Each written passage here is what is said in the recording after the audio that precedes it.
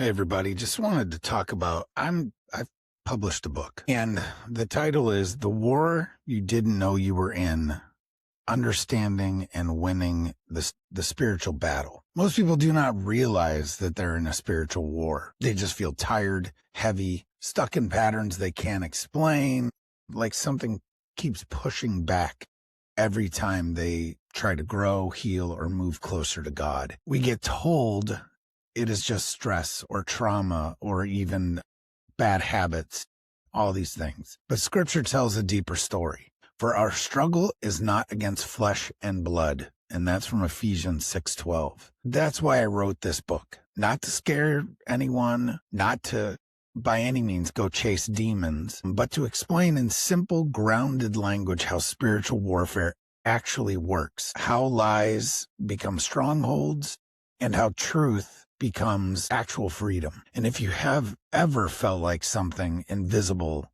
was holding you back, this book was written for you. I'll put the links in the show notes. No hype, just a resource. Thanks for listening.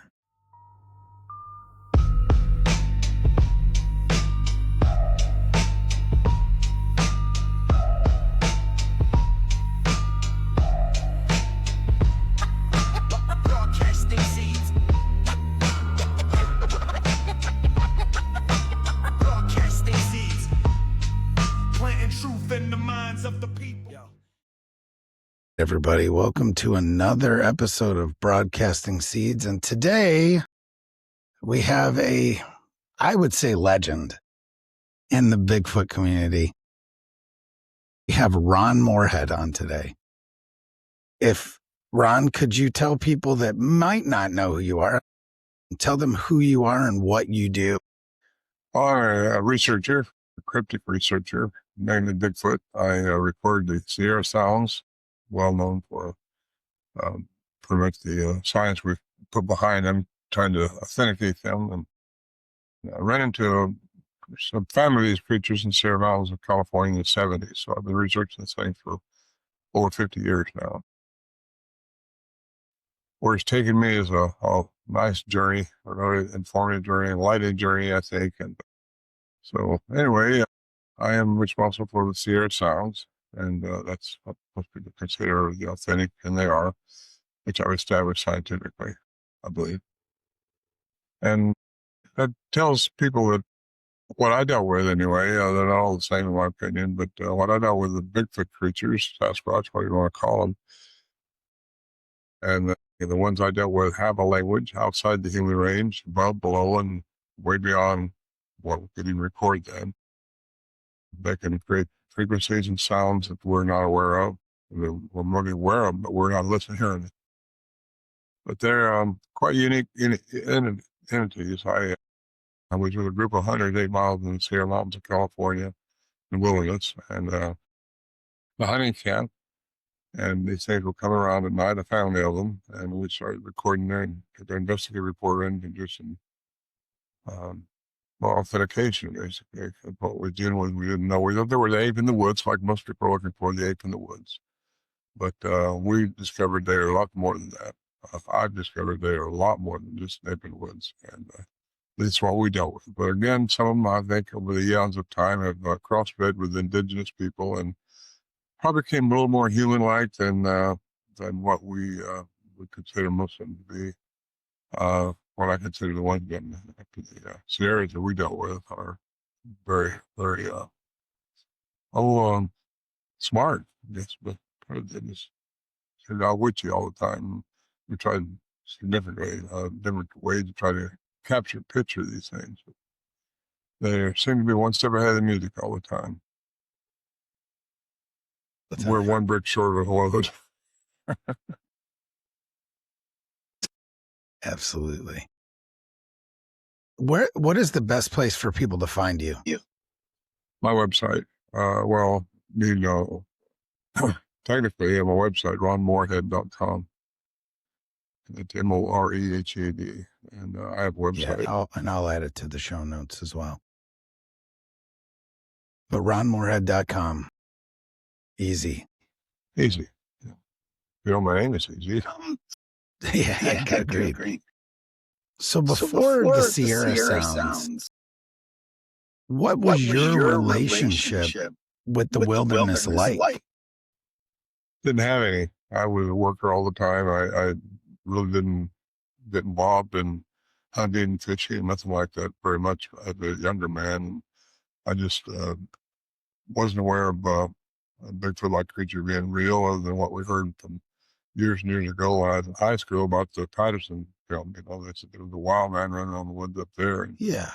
about all I knew about it. And but I got involved in this because the guys were friends of mine that were hunting up there. I've been hunting up there since 1958. And they came out with a story saying there's something up there besides bear and deer. and anyway, it kind of got everybody's attention, and that's how I got started. I went back up with them and got taken to the camp, and that's where we all started experiencing the same thing. And because it's so far in there, it's such an imposing way to get there, and plus it's very dangerous to try to get there if you don't know what you're doing. Not a trail person. I was in good shape in that stage, so I kept myself. I thought till you get to 10,000 feet in elevation from sea level, and you're not in good shape as you think you are. But it's a trek. It's quite a trek. And I've written about that in my chronicle, my first book, Voices in the Wilderness, and that's basically my chronicle of going in there and doing this stuff. It comes with I get to contact the sound. I started recording. I would play the sound for people so they could download the link and hear the sound. They buy the book. I get the book or the download in my website. And actually, there's a film being made on that now, documentary on the Sierra camp. So notarized over the years because of the events that went on up there with me and the other guys. And some of them have passed away now, and I'm in my 80s.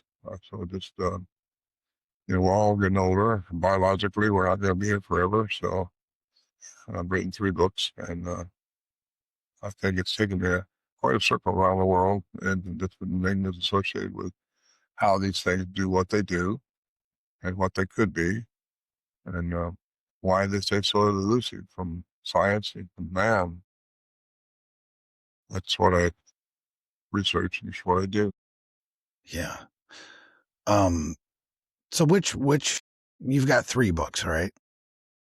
Can you talk about those just a little bit? Well, I just did the first one, Voices in the Wilderness, and the second one is the Quantum Pickle, because when I first got into it, you couldn't explain the enigmas going on. Just not in classical science, and not dummies, all businessmen, most of us, and the new.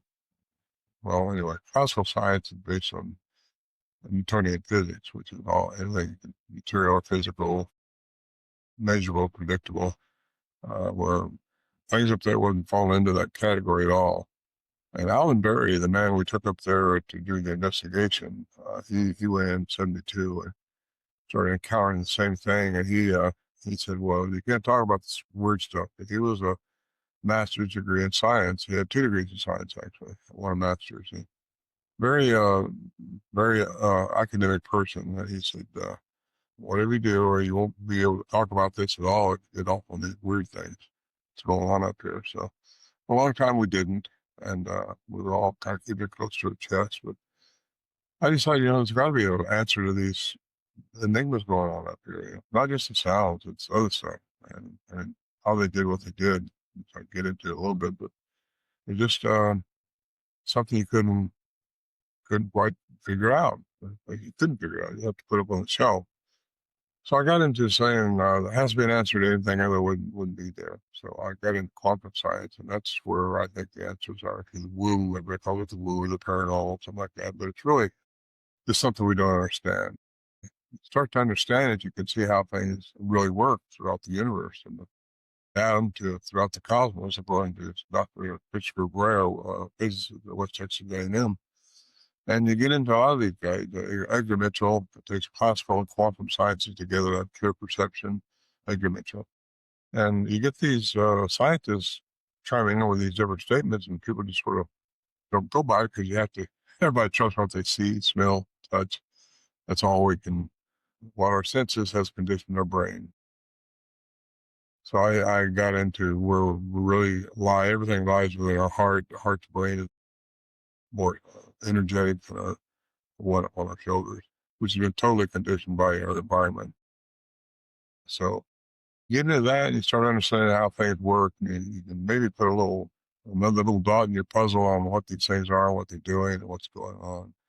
But like me, I was raised in a religious environment, and first thing I did was turn to religious texts and the Bible, mythology, and stuff like that, and I couldn't get my answers from that, so I had to jump into Mesopotamia, go way back through the ages of how scripture things got put in the way they are, how the leaders in charge, the Romans, basically basic control. Religion is a control and a fear mechanism too. And I believe that to this day, because not religious at all anymore, but I'm spiritual, as we all are. And what we have to learn is our spiritual evolution, how we're supposed to grow into what we really are inside. And that means developing what we have already. And that's what Christ taught us about, that's what Buddha taught us, that's what all the masters of old has gone into that right there. And we want to follow that and understand that, where you find out that chakras and meditation is not off the wall somewhere. It's not demonized or anything like that. It's real. And it's different cultures chiming on this, and we put them all together, and that's what I've been doing. And you find out you can connect to other densities. We live in a third density than Newtonian physics, and more densities out there. And quantum science has established mathematically at least 11, and we only see 3. Yeah. It's just not that way. There's more going on, and if we knew what was going on around us right now, it'd probably startle us a little bit. There's all kinds of entities out there we don't see. See, I'm sure. we just see within 120 and 770 terahertz. That's our visual frequency. Everything is energy, frequency, and vibration. Everything is energy, vibrating at a frequency. To find the frequency of anything, you can change its matter.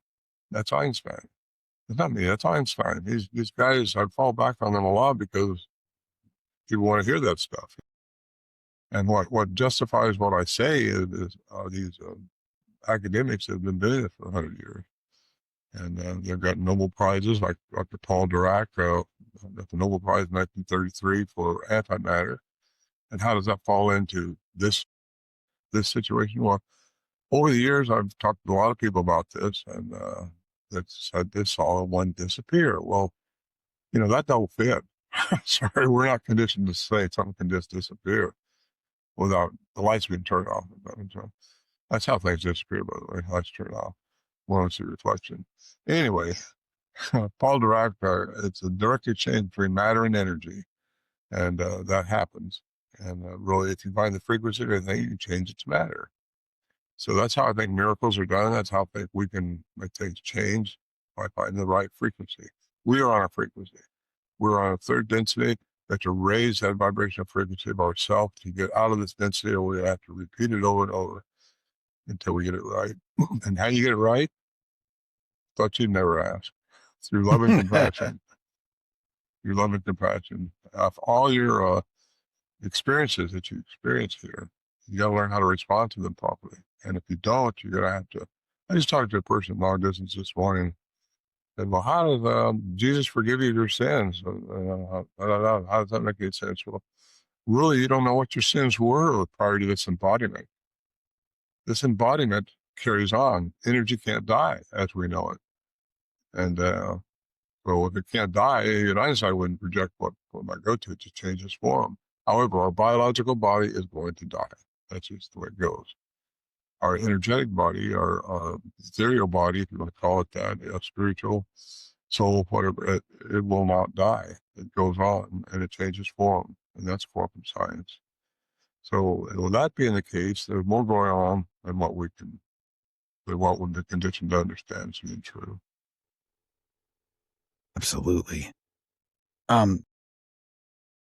No, so, but with the audio aside, because that's what most people know you for, is the Sierra sounds. What physical interactions have you had with these entities or other entities? Well, mainly these entities. What I really know about or what I encountered myself with my own experience. I sit around a lot of people that say they've done this has happened to them, this might speak to them, this is that to them, well, but if I haven't experienced it myself, I don't chime in on it because I can only tell you what's happened to me and the guys that were with me up there in the camp. And really, we've had things like, I talk about this in my books, but one time we were inside our little shelter, which is a bunch of trees grew in a circle and the cable around and stuck deadfall up on us. We got a big beaver's nest. And we heard a camp being torn apart out there with everything we hauled in being thrown out. Around. We had barrels up there. We had cable to trees. And we don't know all good. Anyway, we step outside later when all the commotion stopped and nothing changed. Well, that don't make any sense. Get that. Where do you put that? And so many things have happened up there like that. Just they've been paralyzed, frozen when we walk up to work. What one of these things had to be when we started going outside the shelter when we were trying to get them to show themselves. And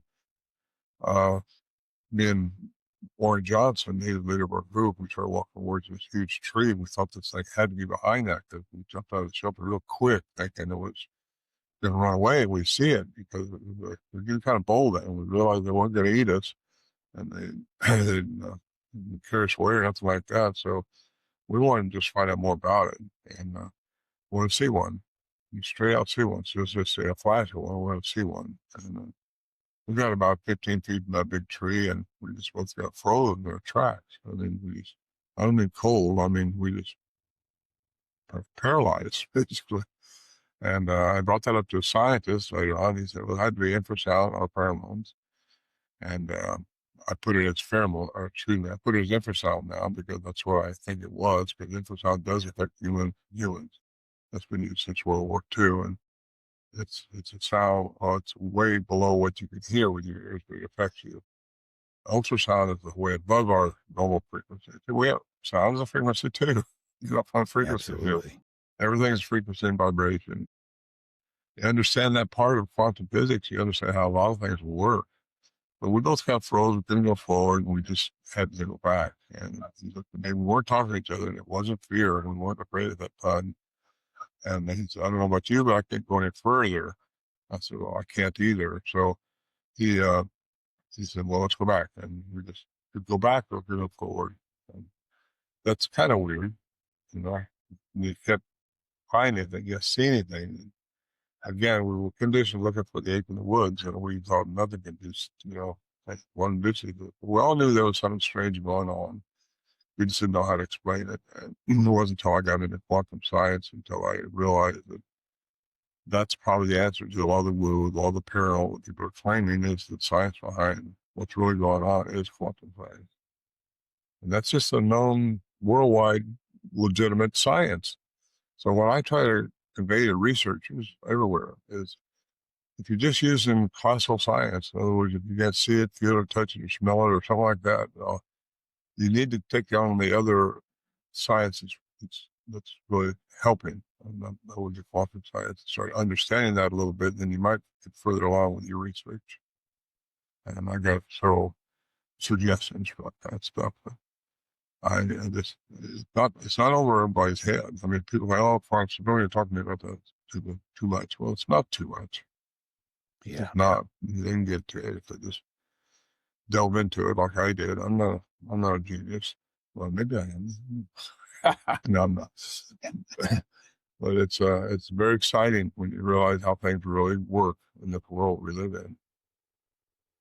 Even the Earth has a vibrational frequency. 7.83, that's a human resonance. Is that right? Anyway, shoot the question to it, then I'm ready for them. Yeah, so do you think that modern science is capable of accepting something like this right now, or would it require a real shift in mindset? Modern science is not. It's academia has been trained within parameters, and they will not accept anything outside the parameters without accepting ridicule from their academic colleagues. So they have to get into what's going on with physicists. They just have to understand that what's going on if they want to. They got to want to do that. I know some of these guys. I've spoken with them at conventions, and they're good guys, but they're trained and they can only go within certain parameters. I asked a professor I was with, what do you think about quantum science being followed? I can't get into that. Yeah, he knows, he get all those reports like I do about things happening just outside of, how do trackways disappear? Well, you just write those people off. Maybe a helicopter picked up, No, that's what researchers would say. That's what I know. Many researchers pass right now, but he'd say, well, I guess a helicopter picked up. It has to be a hoax. Because he'd follow a trackway and all of a sudden just stop. Well, he couldn't, no, it can't be real. Well, that's because he don't understand how density works. And if you change the density via frequency, you wouldn't have a trackway anymore. You would just go out of perception. You go out of densities, you eliminate the trackway. That's my answer to that. That's Dr. Paul Dirac and antimatter. And that was established physically by CERN in 2012 about how a particle changes into energy. You can sense energy, but you can't see it. And a lot of people could sense something going on, but they can't see it. And Yeah. it's like, can they disappear? Well, what's disappearing? It's just going out of your perception, just going out of your. Yeah, that was what I was going to say.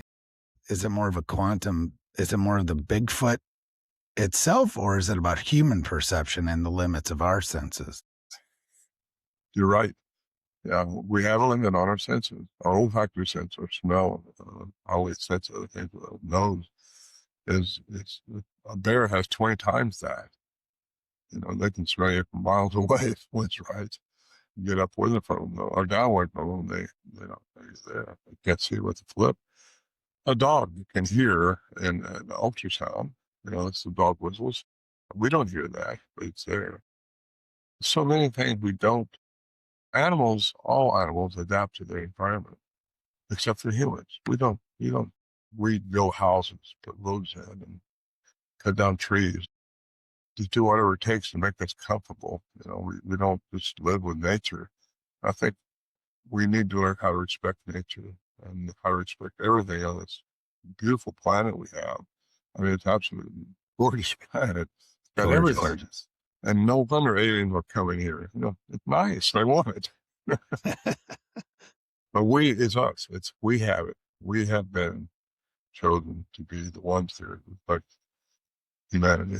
And so we have to keep working towards what we're doing. And but anyway, that's.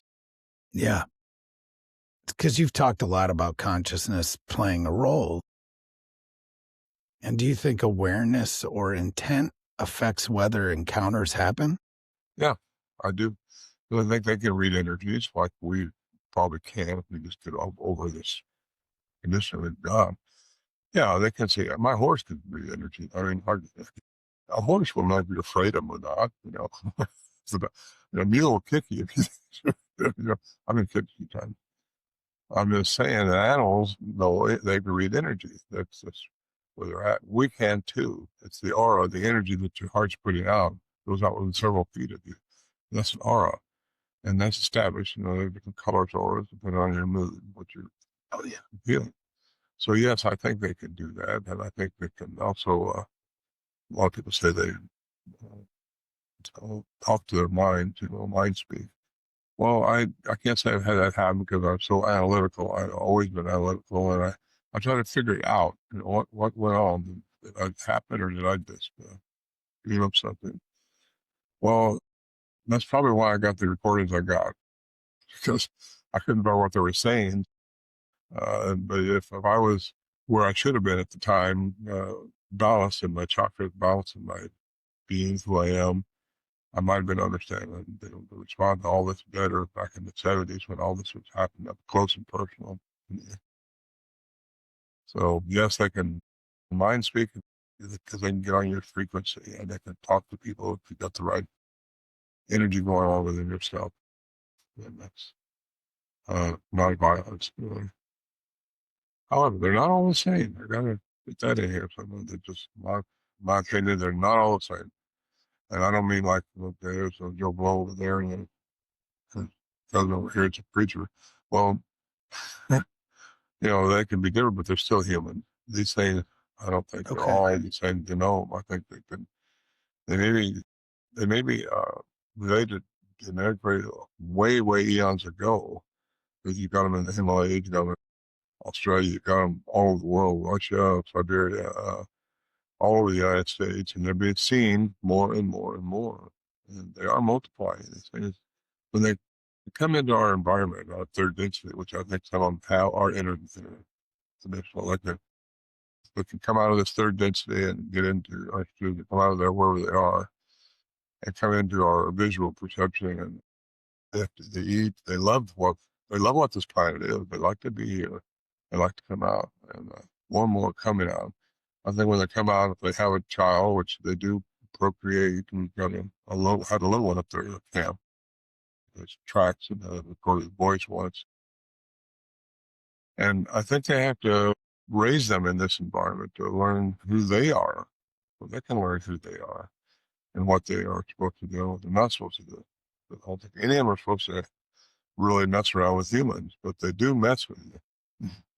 Like some of these ones are just really, they mess with us up here. We thought we were studying them for a while. We thought we were studying them for a while, but they were messing with us. What do you think about the DNA studies that have gone on? I just had an interview with Dr. Ketchum. He's a geneticist. DNA study a few years back. Yeah, I'm basically talking about her study specifically. There's been a couple others done, but again, when it comes into the human mitochondrial, the DNA of the maternal side, and they say there's human in there, then academia, they've been trained, and nope, it can't be that much. It's been infected. It's been some humans mess with it. So really, I think her study was legitimate, and I'm not the only one. There's several others involved in it. I believe it as well. PhDs that I know very well, they just would not accept it because it fell outside of the parameters of their education, and they wouldn't expand into anything else.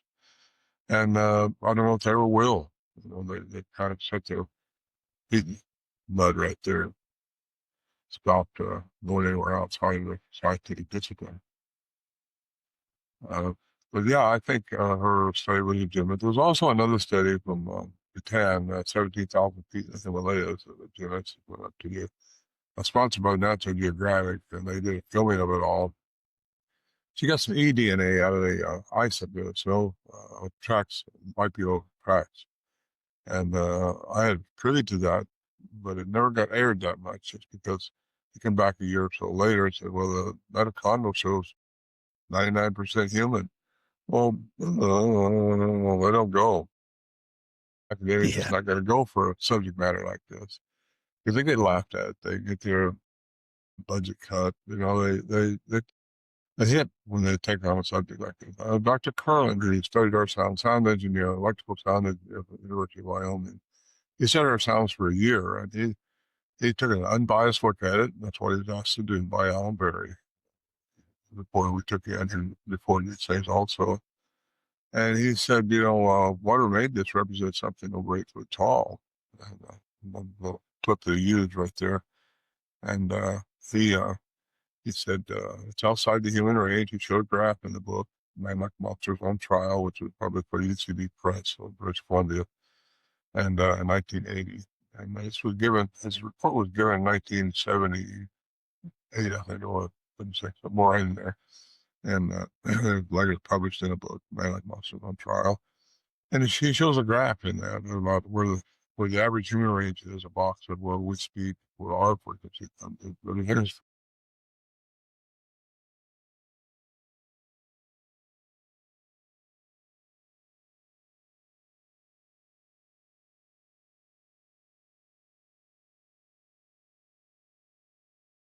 he said that it's outside the human range. They were later corroborated by a Dr. Benson at West Texas A&M. He did not do a full study on it like Benson, like Curley did. But he was a sound engineer also. And he said it represented something 8'5" compared to the human vocal mechanism. So we don't know the scope of their local range. Inside, outside, like I say, above, below, and in. But when you look, pretty much tells us that they can mimic just about anything out there. And that I think is true. One time I thought I was looking to an owl. Yeah. You brought up possible, which I know I've heard stories of interaction between Native Americans or First Nations people from Canada with tribes of Sasquatch or Bigfoot. Like they considered them trading partners and whatnot, but you had brought up and maybe an interbreeding. Could you touch on that a little bit? Yeah, Nate Bloor says they took their women and they would breed with them, which means they would have 23 pairs of chromosomes like we do, which means there has to be a human component to them to do that. However, I get something else and all of that line there a little bit, but yeah, the Native Americans used to trade with them. They treated them just like another people out there. And I suggested that years ago to people, you just treat them like a person that was so hidden, like an Indian, the one they found in the woods. You'd be better off. And respect the woods, respect the property, respect the environment. I think when I was taken up to Portlock, Alaska by the Travel Channel, I think it was, they took me into this abandoned village, the abandoned, I don't know if you know the story or not, but the abandoned 1949 fishing village they had because so many people were being mangled and killed. And like when I flew over in a helicopter, they took me way back in there because it was abandoned. And I've seen where the trees had been clear cut years ago, the trees that they growth and the old growth. And I've seen pictures from that. It's all in the newspaper. There's nothing, it's not like it's a theory. It happened. And the pictures I saw, it looked like they were overfishing too. I mean, it was really good fishing area. And they were also mining it, I find out, from the old equipment that was left there. They were mining the areas. And my suggestion to them was that if you respect the environment and respect it was their home too, not just yours. Absolutely. You get further along with it because, unfortunately, we don't respect the environment. You see too much clear cutting going on for timber, and I hear more and more sightings around clear cut timber over the years. And I got a whole chapter in my last book, Bigfoot Unveiled, about trees, how important trees are. But it's what we do to nature that's messing things up. We're on a magnificent planet here. It's screwing it up. But that's humans. That's who we are. And it takes us all the way back to what made us the way we are. Why we are a warring culture, why we like we are. You have the Mesopotamian Sumerian text and the cuneiform text, which is the oldest known written language in existence. Scribes of Sumeria used to write it down with clay tablets. There's thousands of those been found, and now they're being interpreted and translated, so I should say. And it's just amazing how it falls into how our Bible was created. A lot of religions go by that stuff, something else we get into, control and fear. And it just, what takes place in about 6 chapters of Genesis took hundreds of thousands of years. You come upon text, and you get into the 2 brothers that fought, and you get into all kinds of very interesting stuff. And people delve into that stuff about who we are, where we came from, and what's really going on, why so many dark things happen on this planet, and how we're really made to be conscious people, connected consciously. Because we're all part of oneness. We seem to think that we're of the illusion of individuality. We're not individual. We're all part of one single consciousness. And I think we have that illusion going on, all of us do, until you learn to know we're part of something bigger. We're part of the universal consciousness, which some people call God. Other people call them something different, but whatever it is, it's all kind of boils into one one frequency of what you learn, who you are as a human, what we're doing here to learn how to grow and how to be what we're supposed to be. Uh, you get a little step further on your personal frequency. You'll raise your own vibration, and we're saying, no, you don't get sick anymore. Things get better for you, and things happen. You get good. And when things happen, no matter what happens, if it seems bad, it's not bad. It's good because it will taught you something. You learn something. You learn how to respond to it. That's what's important, I believe. Responding to it with love and compassion. That's just so important. And so getting bad at something through the learning experience. Find what you look for. Speaking with this, like you've been doing this 50 years and been in it for 50. Have you ever gotten, I would say, I'm trying to figure out how to say this, maybe like a visit from people to be like, knock it off, like you're too close to some stuff or things like that, like got any pushback? Not because I'm too close. Usually it's the academia that think I'm all out of the box, because I know I had the experiences. They don't have any experience. They haven't been close to these things like I have. They haven't studied them like I have. They just go by the Gigantopithecus major, thinking that it's related to that, things like that. And they want to believe there's a snake out there because they look like an ape. But that's just the hybridization program that the Anunnaki put us through. The Anunnaki is the fallen ones, the ones that stayed here and took up third density and started changing the genome of different species, trying to create something to help them work for her. So I've got your question now. Hit it off the calendar. Were there ever moments that you thought about just walking away from the research altogether? A while ago, I couldn't look into the Riverside. No, I'm kidding.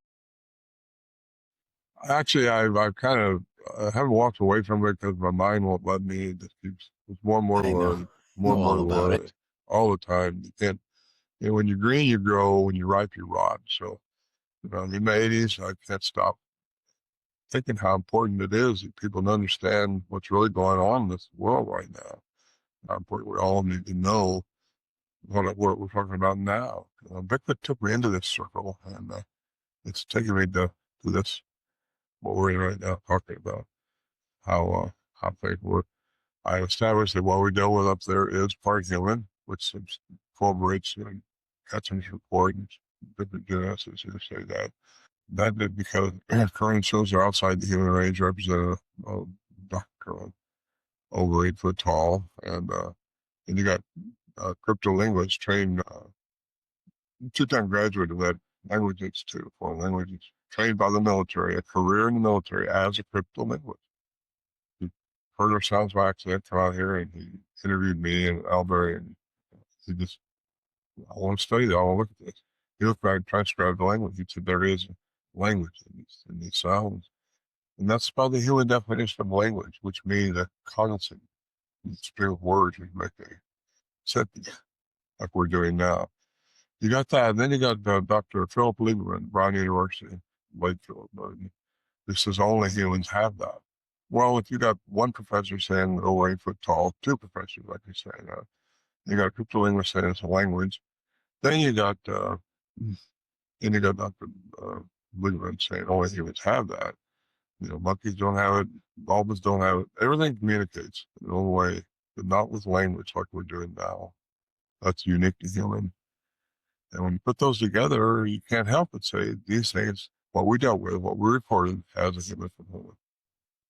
And which means what? What does that mean? God, you ask. Were they here before Homo sapiens?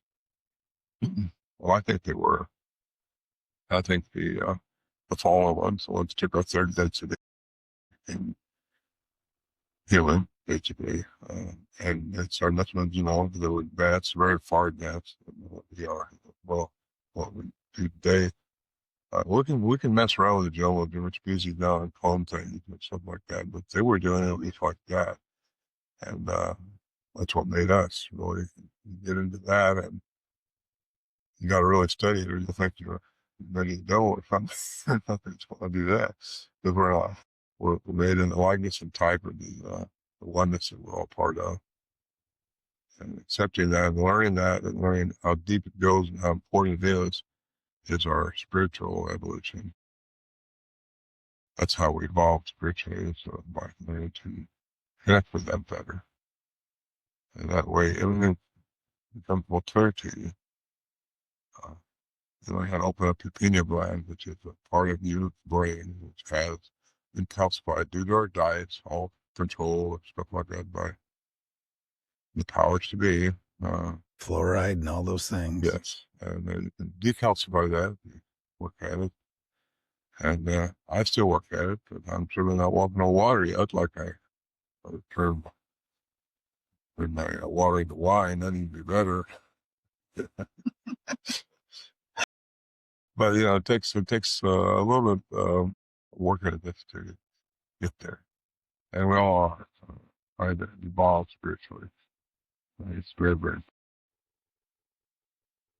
Great. Yeah. So kind of heading down this road towards the end, like for listeners who are curious but hesitant, what would you encourage them to do or to think differently about these things? well. Understand that your head on your shoulders, like I said, in our shoulders has been conditioned. It takes care of our body. It does everything automatically. These hands are happening automatically. However, our heart is where you got to get into, and that's where it receives everything from the pineal gland, and it gives you that feeling of, wait, that's wrong, that's wrong, this is right, that's wrong. It's to learn to condition your brain, get the coherence going with your heart connected to your brain, so that your brain will override that and say, okay, I feel like doing this, I'm going to do that. If you continue to go by what you've been conditioned to do, you're never going to, nothing's ever going to change for you. You want things to change. You've got to listen to your, I'm going to say, gut feeling. It's your heart. And your heart knows everything. And it's your part of your body that just is so very, very important. It sends out the energy, the aura, it sends out everything. Getting coherence for that. In other words, you balance it. And that's what the chakra is all about. The 7 chakras that we got going. It's all really good.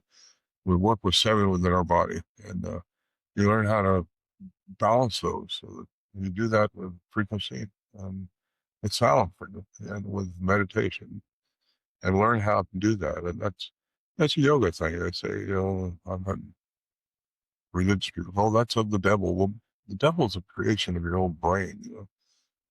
Excuse me, but there are negative things out there. Don't get me wrong, but call the devil if you want to. But you can't serve 2 masters. Really, one is the master that you got, which is inside you, or yourself, I feel. You can't serve them both. So you need to get those in balance and listen to this one that's inside you. Fits. So what would I say to people? Relax. Don't try to make things happen. Let things happen. Let your pineal gland receive. That's what's fall of anything that you'll receive within your brain. It's the only thing goes down in there, connects to your heart. Your heart goes up to your brain. So then it goes together, so the balance, and the ways you do that. Anybody can just look it up and check it out. A lot of sound frequencies will help you do that. Just visualize it and be quiet. And if you want to get out in the woods and try to drum something up, well, that's what you want to hear, right? Yeah, one of the best things that we've ever found in our research that we do, we stopped, whooping and knocking and all these funny things where we literally go out now and we sit around a campfire and just talk and just be aware, connect with what's going on around us. And next thing you know, things start to happen within hours. Mm-hmm. Yeah. Well, that's it. Just be at peace with yourself. Find peace. Make sure you're with other people that think the same way. They're not out there with a gun or a flashlight ready to nail something down. If they're all in coherence, they're all in the same frequency, I guess I'd say. Yeah, I think positively. but you can't make it happen. You can get on a tree, but then what's that going to do? What's anything going to do? I mean, what are you going to do about it? If you want to learn, again, keep your flag up a little bit, not in fear, but just because you don't know. And none of us know. I said, I don't know. I come closer to anybody I know, but still, you don't know. Because some of these things could be on the wrong agenda and the wrong attitude. And then it's shot out there. They just don't want to deal with you. They're not supposed to deal with you. I think a lot of young ones are aggressive and trying to toy with this one. I think that's part of the learning experience, how to mess with a human. Bunch of teenagers, right? Yeah. So when you look at your work years from now, what do you hope people understand about your role in this field? Oh, we've been talking about it recently. Who we are as humans, why we're here, and what's going on. Learn quantum science, how that's what really happens. It rides on the back of third density Newtonian physics. The one-on-one book on that, just start trying to see how things would work. And understanding how nature works, how things work, understanding what you might be dealing with out there, and try to learn from it. So you gotta learn while working for you. I got some filming things coming up. I do these podcasts. I've done the third one last. This third one. The one yesterday I did for too. So it's what I talk about. It's what I love to do because I think it may be helpful to people. They can throw it out or not. We all have free choice. Don't let anyone tell you what to do. Learn from your heart. But we have to respond to our feelings. We have to respond to our own experiences, our own decisions. And that's what makes you grow. Learning to respond to it properly. And that's what I tell people. Because I'm not going to live forever. Well, I am. Right? One way, I guess.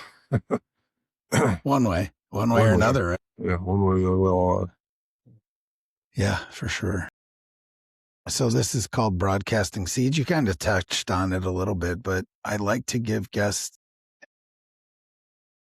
the chance to broadcast some seeds to, plant seeds in people's minds.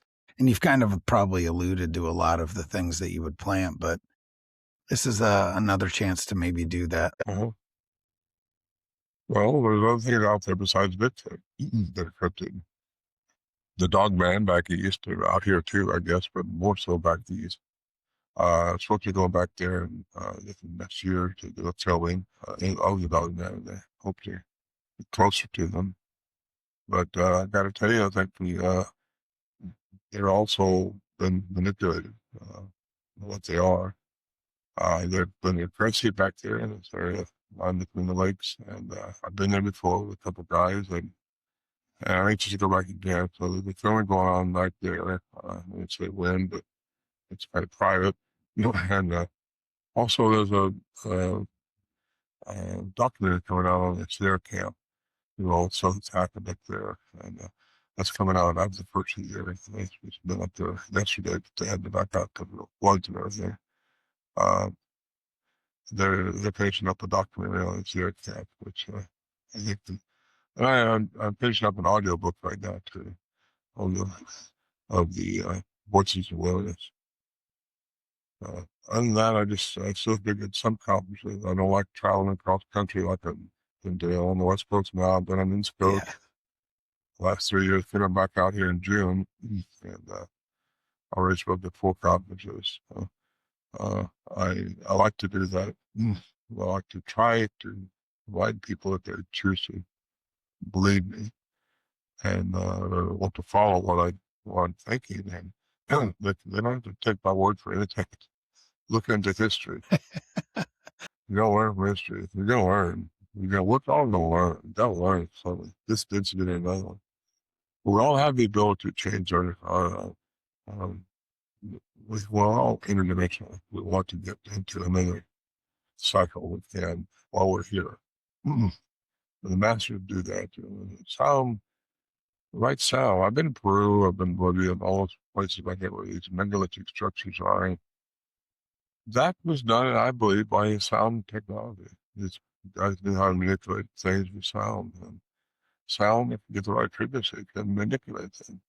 And that's the only explanation anybody's got, because really you can't imagine several tons of weight rock. One rock weighed many, many tons. You haul up a 13,000-foot mountain like in Pennsylvania, and in Peru, Bolivia, somewhere up in there, and all over the country. How that happened, how they manufactured, how they put them together with precise, just like a jigsaw puzzle, no board between them or nothing. And you see those elongated skulls, you see all that stuff with your own eyes, like I've been the world doing that. It just, you got to know that so much more is going on that you can't see, feel, Yeah, touch. something It's happened, not right? predictable. It's just not. It's definitely learn what's going on and learn from it. Like I say, green you go, ripe you rock. Real rock. Yeah, for sure. Any other upcoming projects or events or explorations that you can share? So that's the ones I can talk about. It's the audiobook, which I'd hope to get on before Christmas. I don't know if it's going to happen. I always talk about it. I worked on it this morning, and It's not easy. It takes a while. it does. And the filming, I just wait to see if the production company makes it happen, because I've been approached by a lot of production companies. I've been in a lot of them. But David Pilati used to just put out a film. Yeah. Called Sasquatch. American Sasquatch was great. I was invited to that film. I'm in that a little bit. And David and I Did you go to the preview or because it's up there by you, right? It was in Tacoma. Yeah, close to me. So it was so close. A good film, a good movie. That was a piece of eyes up in more. I think the book, the community coming out here, so they open people up even a little bit more. They all started to come across now. It's time. It's time we all woke up, and I think it's waking up to happening. All right. So check out the books, everyone. What's the best place to find you again? Morehead.com. They can contact me through that site also. Ron, it's an honor. I appreciate you coming on Broadcasting Seeds. This has been a great conversation. Well, it's my honor. And I appreciate you asking me. That's what I love to do. Absolutely. That's what I'm here for. Otherwise, I should have been dead a long time ago. I don't know why I had so many times. Well, I've done so many things. It's been very important to survive them all. Probably for the reasons so I can bring you today. Absolutely. Again, appreciate it. Thank you so much. Take care.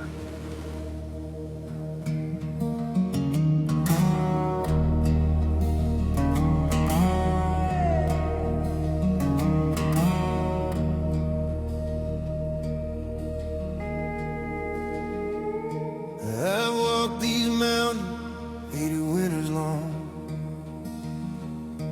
Heard the river hum its ancient song.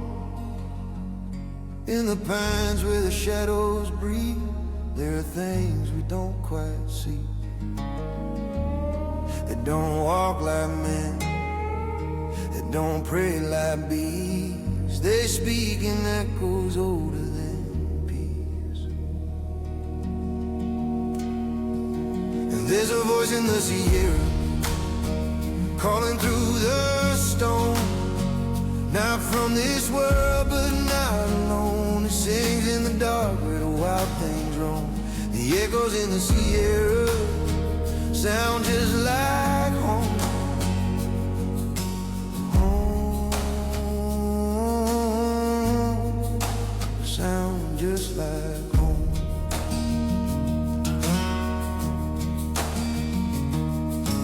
Tape recorder and a trembling hand. Caught something science can't understand. Not a howl, not a cry, but a language from the other side. They know who we are before we arrive. They've been watching since we learned to survive. There's a voice in the Sierra calling through the bone. Not flesh and blood, but something grown from the space between the seen and unknown.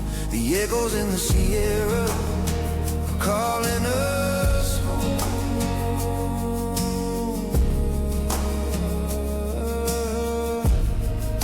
Are calling us home.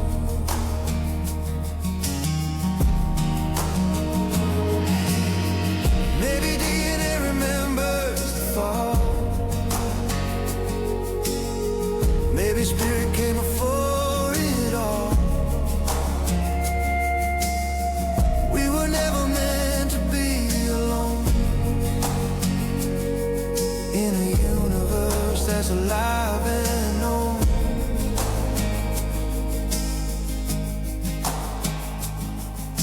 The elders say they walk beside us for the world learned how to divide us. Guardians of the old green gate, waiting while we wake. There's a voice in the Sierra, rising with the dawn. Not a monster, not a calm, but a brother from the deeper song.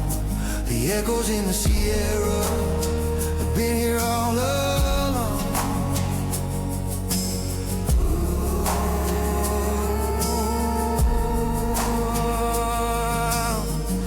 So listen when the forest sighs and the mountain starts to break. The truth is closer